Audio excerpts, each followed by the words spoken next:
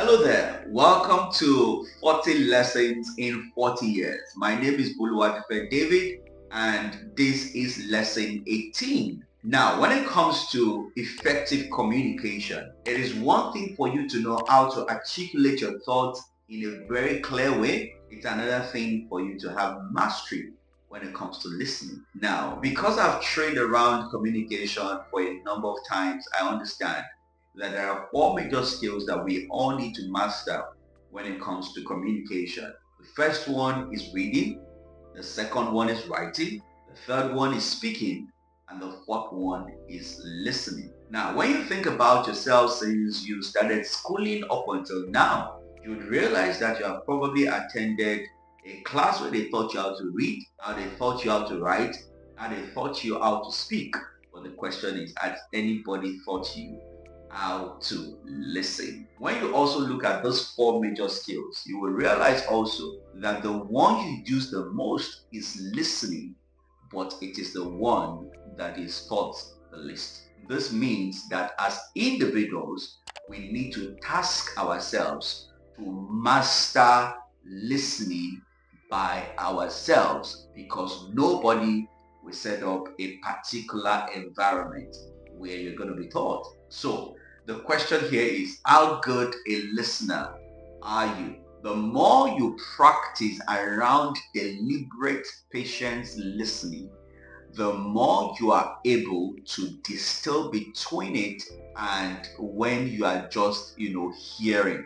Now, one of the things that we've come to realize is that there is a difference between hearing and listening. Hearing is something that you do with your ears, but listening is something that you do with your mind. So that is why when you really want to listen to something, they would say pay attention, because listening requires that you actually pay attention. Now, for listening to be effective, there are 6 major things that you need to do. Of course, the first thing is that you must hear, because if you did not hear, there is no way you can even, say you have listened. So the first step is hearing. The second step is paying attention to the message or focusing on the message. This is where you're asking yourself, what exactly did this person say to me?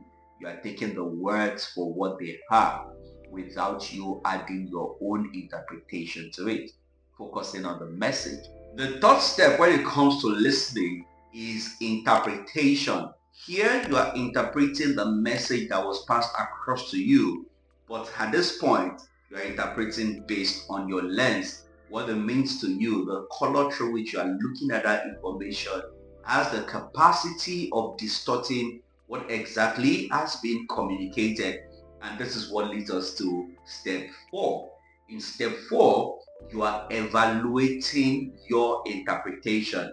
At this point, you are asking yourself, is there a possibility that the interpretation I had in step 3 is different from what this person is trying to communicate? Now, in that sense, you are doing some personal evaluation, looking at the interpretation that you got vis-a-vis the message that was communicated and every other thing, maybe the body language, the tone of voice of the person, to evaluate whether your interpretation is correct. And then at step 5 is responding. Now, at the point of responding, you can be doing one of two things.